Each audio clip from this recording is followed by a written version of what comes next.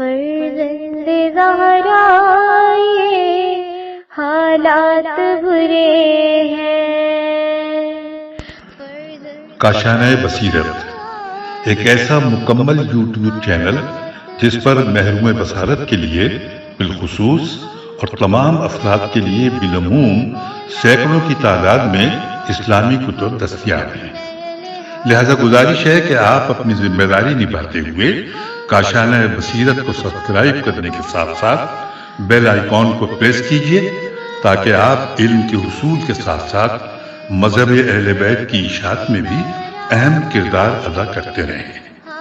کاشانۂ بصیرت، کاشانۂ بصیرت، کاشانۂ بصیرت۔ فرزند زہرا یہ حالات برے ہیں۔ السلام علیکم، کاشانۂ بصیرت کے یوٹیوب چینل سے نورین عباس آپ کے ساتھ۔ آج ہم سپر برین آف اسلام کا 35واں حصہ شروع کرنے جا رہے ہیں 28ویں عنوان کے ساتھ، صفحہ نمبر 238۔ بسم اللہ الرحمن الرحیم۔ قاعدے کی روح سے ہر کورس میں 24 گھنٹوں کے دوران سورج سے 10,000 ارب گنا زیادہ ایندھن چلتا ہے، لہٰذا اصلی دنیا کورس ہے، یعنی اصلی دنیا کورس سے شروع ہوتی ہے۔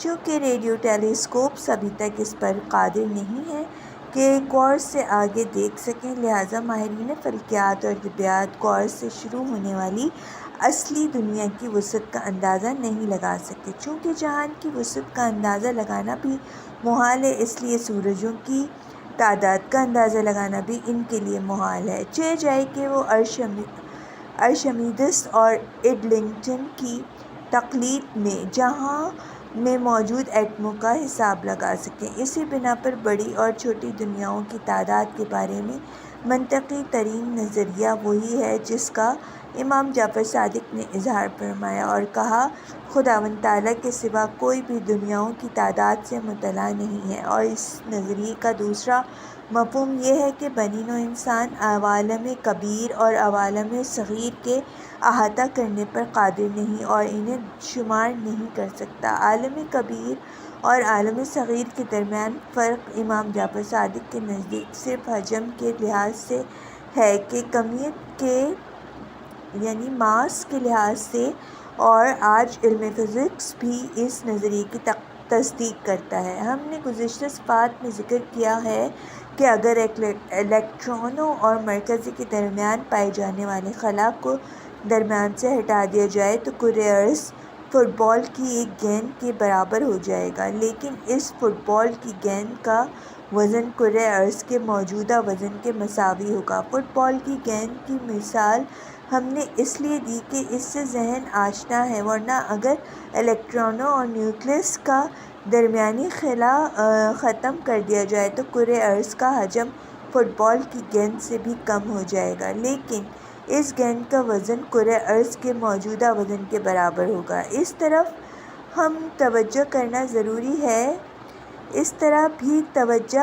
ضروری ہے کہ خلا میں کرۂ ارض بے وزن ہے، اور ہم صریحاً یہ کہہ سکتے ہیں کہ خلا میں کرۂ ارض کا وزن مرغ کے ایک پر جتنا ہے۔ زمین پر ہی کیا منحصر ہے تمام سیارے جو سورج کے ارد گرد گردش کر رہے ہیں، اور بطور کلی تمام اجرام وسیع خلا میں دوسرے اجرام فلکی کے گرد گردش کر رہے ہیں اور بے وزن ہیں۔ ان کے اس بے وزن ہونے کی دلیل ان کی حرکت کی رفتار ہے۔ امام جعفر صادق کے نظریے کے مطابق جو کچھ عالم اصغر میں ہے وہی عالم اکبر میں بھی ہے، لیکن جو کچھ عالم اکبر میں ہے اس کا حجم عالم اصغر کے موجودات کے حجم سے زیادہ ہے، اور یہ جو خواص عالم اکبر میں پائے جاتے ہیں وہی خواص عالم اصغر میں بھی پائے جاتے ہیں۔ بس فرق صرف اتنا ہے کہ پہلے عالم حجم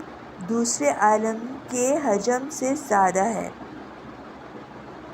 پہلے عالم کا حجم دوسرے عالم کے حجم سے زیادہ ہے۔ اس بنا پر اگر قدرت ہو تو ہر عالم اصغر کو عالم اکبر اور ہر عالم اکبر کو عالم اصغر میں تبدیل کیا جا سکتا ہے۔ جس وقت ہم ان نظریات کو سنتے ہیں تو ہم یہ خیال کرتے ہیں کہ ہم فزکس کے کسی استاد سے سبق سن رہے ہیں یا یہ کہ فزکس کی کسی جدید کتاب کا مطالعہ کر رہے ہیں، جبکہ یہ وہ نظریات ہیں جنہیں 1250 سال پہلے پیش کیا گیا تھا۔ امام جعفر صادق سے سوال کیا گیا کہ جہان کب وجود میں آیا؟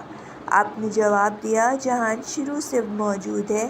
آپ سے جہان کی تاریخ پیدائش کے بارے میں سوال کیا گیا تو آپ نے فرمایا، میں جہان کی تاریخ پیدائش نہیں بتا سکتا، چونکہ شیعہ اپنے ائمہ کے معجزات کے قائل ہیں، لہٰذا ان کا عقیدہ ہے کہ امام جعفر صادق بتا سکتے تھے کہ جہان کب وجود میں آیا۔ شیعوں کا اپنے ائمہ کے معجزات کے بارے میں جو عقیدہ ہے، اس میں ایک علم امامت بھی ہے جو وسیع معنوں میں علم مطلق ہے۔ مومن شیعہ جو امام کے معجزات کے قائل ہیں، ان کا عقیدہ ہے کہ امام جعفر صادق دنیا کی تاریخ پیدائش بتانا نہیں چاہتے تھے، ورنہ وہ علم امامت کے ذریعے جہان کی تاریخ پیدائش سے آگاہ تھے۔ شیعوں کے عقیدے کے مطابق جو علم امامت اور امام کے اعجاز کے قائل ہیں، امام جعفر صادق نے نہ صرف اس موقع پر جواب نہیں دیا بلکہ بہت سارے دوسرے مواقع پر بھی سوال کرنے والوں کے جوابات نہیں دیے، کیونکہ آپ نے بنی نوع انسان کی مصلحت اسی میں سمجھی کہ انسان کچھ اسرار سے نا آگاہ رہے، کیونکہ بعض اسرار سے آگاہی انسانی زندگی کا شیرازہ بکھیرنے کا سبب بن جاتی ہے۔ بعض دوسرے مومن شیعہ اس بات پر یقین رکھتے ہیں چونکہ امام جعفر صادق نے تمام علوم عوام کی دسترس میں دے دیے تھے، لہٰذا انہوں نے کوئی ضرورت محسوس نہیں کی کہ جہان کی تاریخ پیدائش کے بارے میں اظہار خیال فرماتے، لیکن علم امامت ناممکنات کا احاطہ نہیں کر سکتا، اس لیے امام ناممکن کام بجا نہیں لا سکتا۔ ایک گروہ کا قول ہے کہ امام تو امام، خدا بھی ناممکنات کو انجام نہیں دے سکتا۔ اس موضوع پر علماء کی صدیوں سے فلسفیانہ بحثیں جاری ہیں کہ کیا خداوند تعالیٰ ناممکن کام کرنے پر قادر ہے؟ بعض کا کہنا ہے نہیں کر سکتا۔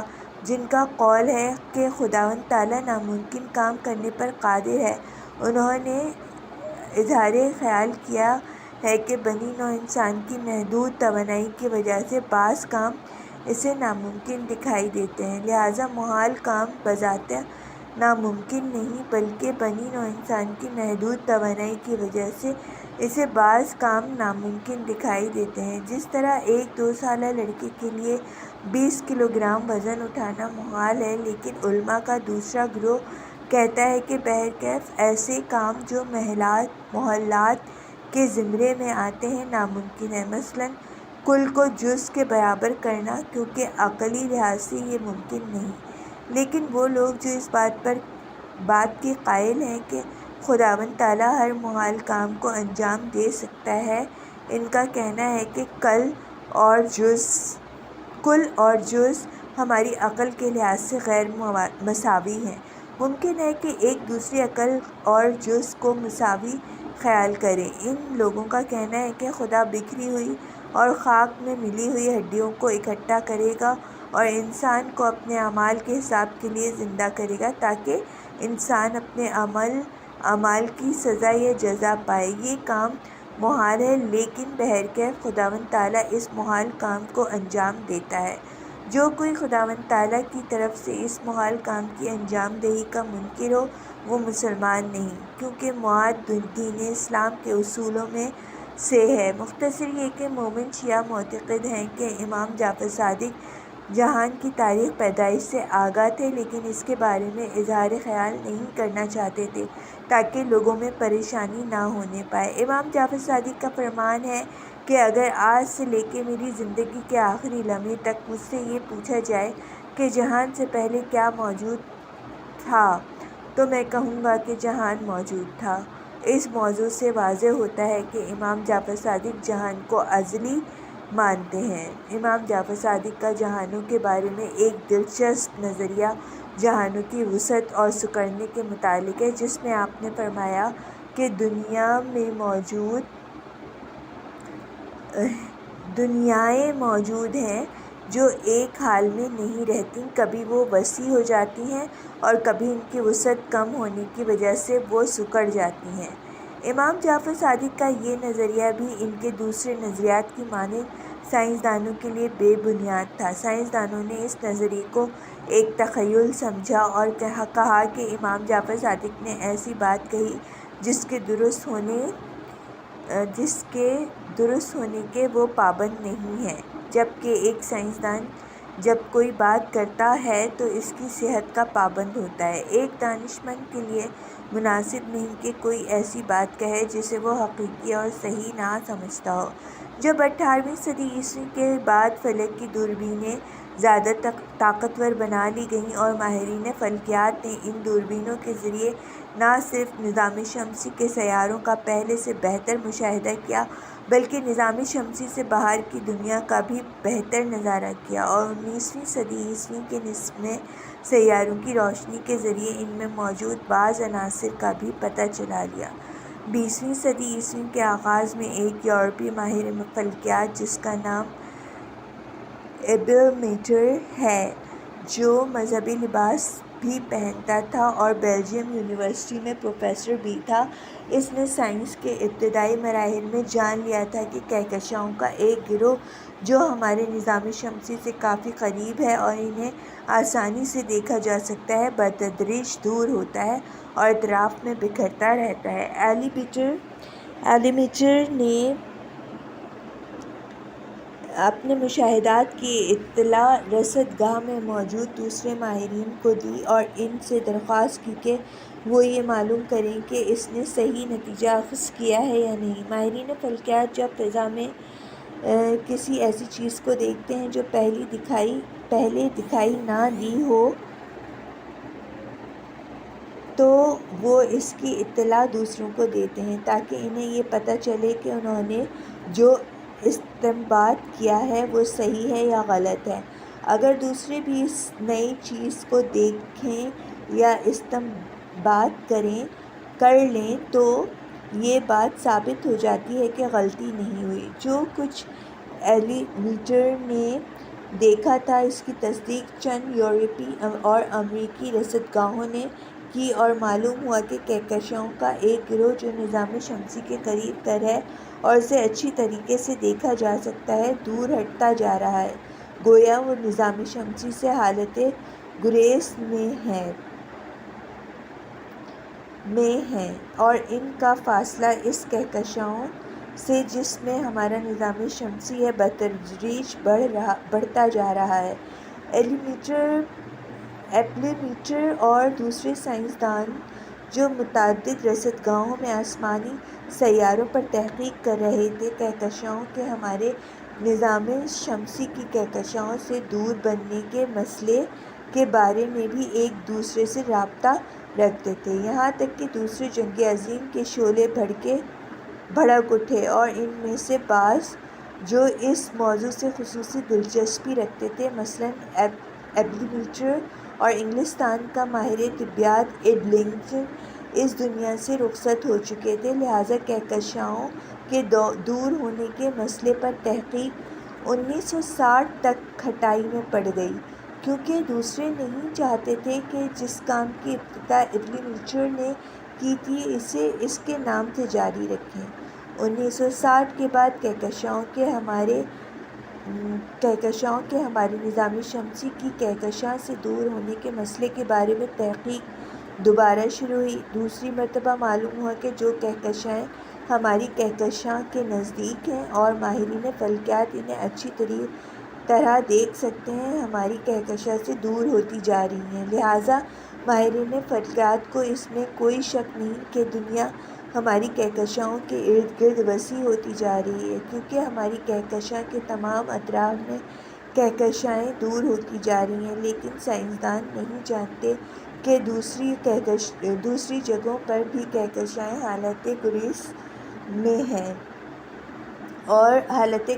میں ہیں اور دور ہو رہی ہیں یا نہیں۔ ان کی اس مسئلے سے بے خبری کی وجہ کائنات کا وسیع ہونا اور اجرام فلکی کا زمین سے دور ہونا ہے۔ ہم نے گزشتہ صفحات میں دیکھا کہ بعض اجرام فلکی جن کا نام کوارز ہے، ہم سے 9000 ملین نوری سال فاصلے پر واقع ہیں۔ اگر ان کوارزوں میں سے اچانک آج ایک تباہ ہو جائے تو ہمارے ماہرین فلکیات تو 9000 ملین سال کے بعد اس کی تباہی سے مطلع ہوں گے۔ لہٰذا ہمارے ماہرین فلکیات کے لیے یہ جاننا ناممکن ہے کہ دور دراز واقع اجرام فلکی نزدیک ہو رہے ہیں یا ہم سے دور ہو رہے ہیں۔ جو بات تحقیق سے ثابت ہوئی ہے وہ یہ ہے کہ وہ کہکشائیں جو ہماری کہکشاں کے نزدیک ہیں اور ماہرین فلکیات انہیں اچھی طرح دیکھ سکتے ہیں، وہ اطراف میں بکھرتی جا رہی ہیں۔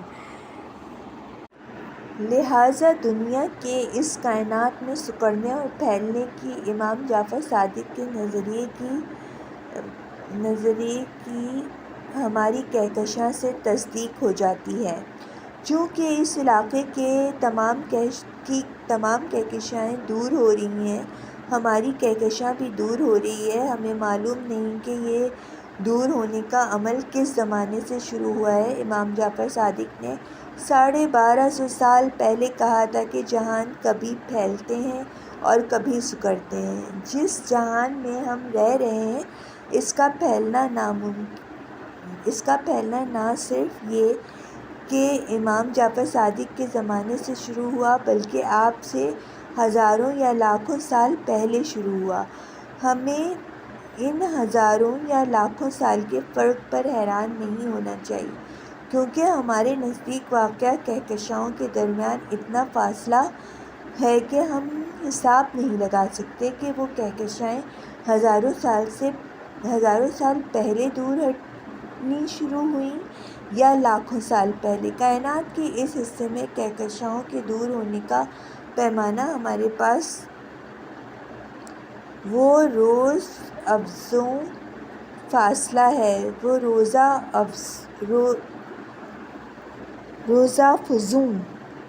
ہے جو ایپیمیٹر کے مشاہدے سے لے کر آج تک کرۂ زمین اور ان کہکشاؤں کے درمیان وجود میں آیا ہے۔ ماہرین فلکیات کائنات کے تمام حصوں سے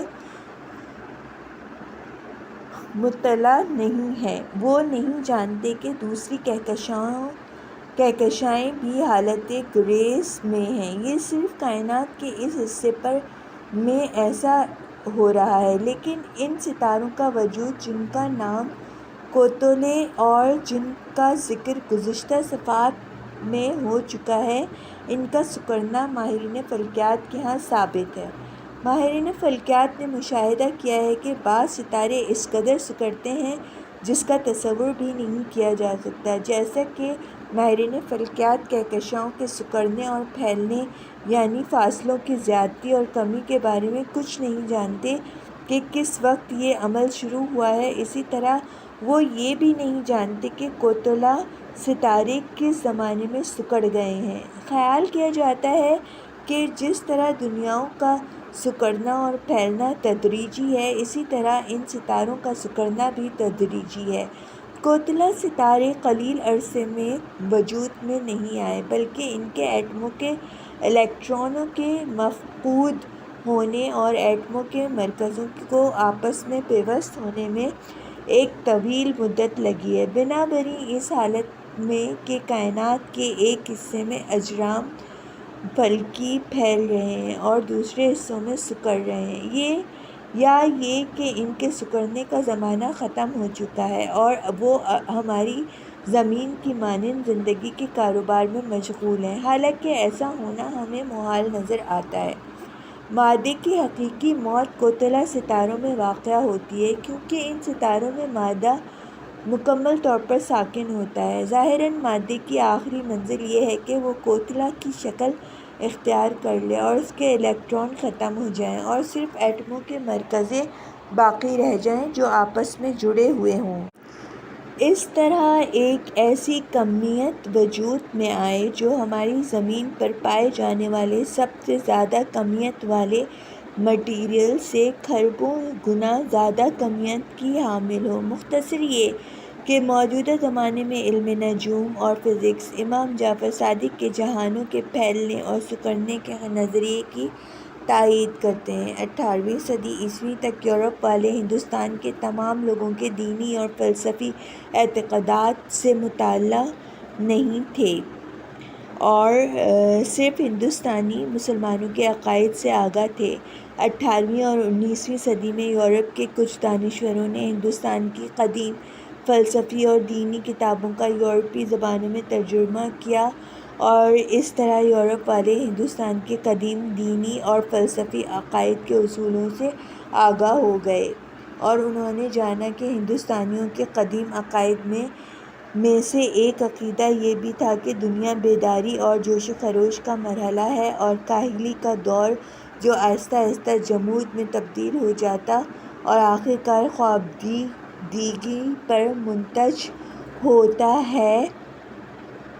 دنیا کی بیداری کے زمانے میں اس قدر وسعت پیدا ہوگی کہ اس کی ابتدا اور انتہا کے بارے میں بھی ہم نہیں سوچ سکتے۔ اس دوران گوناگون اقسام کے بے شمار درخت اور جانور دنیا میں وجود میں آئیں گے۔ اس دنیا کی وسعت کی ابتدا لاکھوں سال پہلے ہو چکی ہے اور مختلف اقسام کے مواد، درخت اور جانور ابھی تک وجود میں آ چکے ہیں۔ ایک زمانے کے بعد وقت کا تعین نہیں کیا جا سکتا، یہ دنیا سکڑنی اور پھیلنی رک جائے گی اور پھر دنیا میں مختلف اقسام کے مواد، درخت اور جدید قسم کے جانور وجود میں نہیں آئیں گے۔ موجودہ مواد، درخت اور جانور بھی بتدریج ختم ہوتے جائیں گے۔ دنیا کی وسعت روبہ زوال ہوگی اور دنیا اپنے آپ کو سمیٹ لے گی اور اپنے مرکز کی طرف رجوع کرے گی۔ اپنے آپ کو سمیٹنے اور اپنے مرکز کی طرف جانے میں بھی لاکھوں سال لگیں گے۔ یہ مدت بھی اس قدر طویل ہے کہ ہم اس کو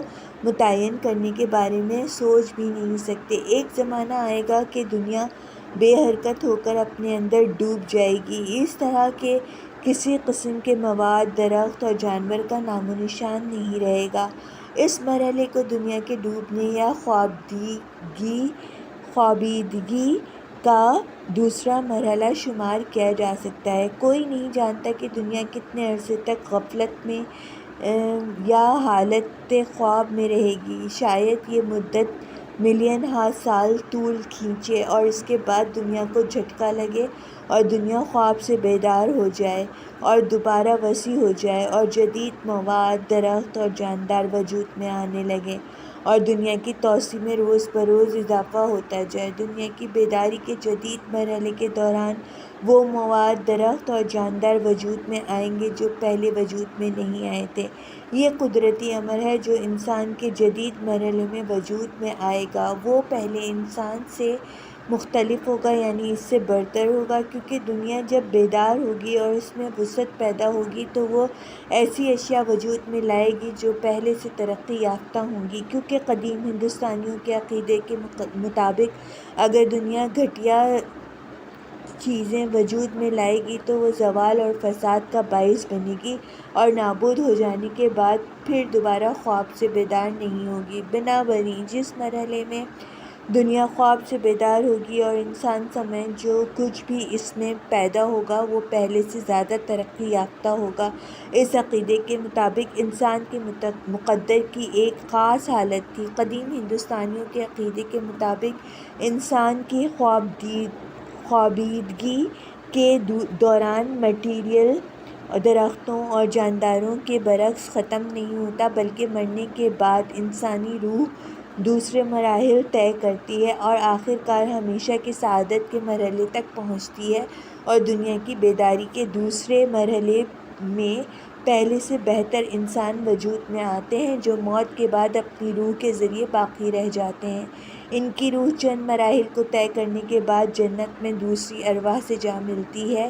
قدیم ہندوستانیوں کے عقیدے کے مطابق انسانی روح دنیا کے خواب اور بیداری کے قانون کی مطیع نہیں ہے۔ جب خوابیدگی کے دوران تمام مواد، درخت اور جاندار مر جاتے ہیں تو انسان کی روح باقی رہتی ہے۔ دنیا کی خوابیدگی کے موقع پر ہر چیز ختم ہو جاتی ہے مگر انسانی روح بہشت ارواح میں باقی رہتی ہے۔ قدیم ہندوستانیوں کے اس عقیدے کو ان کی حب ذات اور خود پرستی کا نتیجہ خیال کیا جا سکتا ہے یا نہیں؟ بظاہر یہ عقیدہ حب ذات اور خود پرستی کا نتیجہ ہے، لیکن اگر تھوڑا سا غور کیا جائے تو معلوم ہو جاتا ہے کہ جن لوگوں کا یہ عقیدہ تھا وہ روح کو مواد، درختوں اور جانداروں کے برعکس ایک ایسی چیز سمجھتے تھے جسے موت نہیں آتی، کیونکہ وہ مادی نہیں ہے کہ مر جائے۔ اسی وجہ سے موت کے بعد انسان مادی دنیا سے بالاتر دنیا میں رہتا ہے۔ جس دن سے تاریخ لکھی گئی ہے، اس دن سے لے کر آج تک جس معاشرے میں آخرت کے بارے میں عقیدہ رہا ہے، اس میں روح کی بقا کا عقیدہ بھی موجود رہا ہے، اور کوئی ایک معاشرہ بھی ایسا نہیں مل سکتا جس میں آخرت کا عقیدہ تو ہو لیکن روح کی بقا کا عقیدہ نہ پایا جاتا ہو۔ مرکزی افریقہ کے سیاہ فام قبائل سے لے کر توحیدی مذاہب کے پیروکاروں تک سابقہ اور موجودہ تمام معاشرے روح کی بقا کا عقیدہ اس لیے رکھتے تھے اور رکھتے ہیں کہ وہ روح کو مادے سے جدا خیال کرتے ہیں۔ ان کا عقیدہ ہے کہ مادے کو موت آ جاتی ہے لیکن انسانی روح نہیں مرتی۔ جو کچھ ہم نے عرض کیا اس کا ماحصل یہ ہے کہ دنیا کے پھیلنے اور سکڑنے کے بارے میں نظریہ قدیم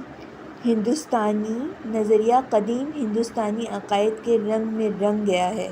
یہ نظریہ چاہے امام جعفر صادق نے پیش کیا ہو یا قدیم ہندوستانیوں کا عقیدہ ہو، آج کے علم نجوم اور فزکس کے انکشافات اسے ایک علمی حقیقت قرار دیتے ہیں۔ اگر ساری کائنات سکڑ اور پھیل نہیں رہی تو بھی اس کے کچھ جہان پھیل اور سکڑ رہے ہیں۔ جس مقام پر جہان سکڑتا ہے وہاں اس کے بعد مادے کا وجود نہیں رہتا، کیونکہ مادہ تو کمیت کا نام ہے جو ایٹموں میں موجود ہوتی ہے۔ ایٹم جو اس مقام کو چھوڑ گئے اسے مادہ نہیں کہا جا سکتا۔ کیا یہ مردہ ستارے جن کی کمیت اس قدر زیادہ ہے قدیم ہندوستانیوں کے عقیدے کے مطابق ایک دن زندہ ہوں گے؟ کیونکہ ان ستاروں کی حالت ویسی ہے جیسے قدیم ہندوستانیوں نے دنیا کے خواب میں جانے یا سانس روک لینے کے بارے میں کہی ہے، لیکن علم فزکس یہ نہیں بتاتا کہ یہ مردہ ستارے جن کا میزان کمیت اس حد تک پہنچ چکا ہے کہ جن کے ذرات کے درمیان تھوڑی سی خالی جگہ بھی نہیں ہے، وہ کیسے زندہ ہوں گے؟ سامعین کرام، یہاں پہ میرا یہ ٹاپک 28واں ٹاپک تھا وہ بھی اختتام ہوا، اور صفحہ نمبر ہم 244 پہ ہیں۔ اب میں دوبارہ حاضر ہوں گی نئے ٹاپک کے ساتھ، جب تک کے لیے خدا حافظ۔